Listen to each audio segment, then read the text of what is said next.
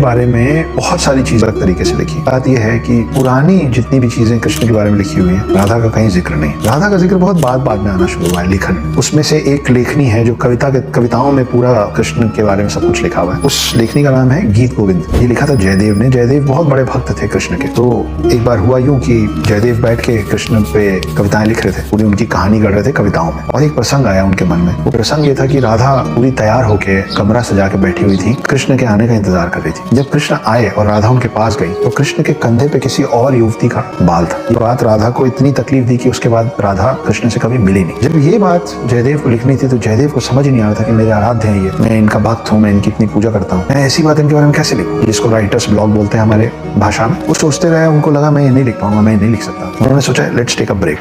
उन्होंने अपनी पत्नी को बोला कि मैं नहा के आता हूँ, मेरे लिए खाना तैयार कर देना। जयदेव चले गए। और मैं आया कि जब जयदेव नहाने गए हुए थे तो पीछे से कृष्ण आके अपने भक्त की मदद करके चले गए।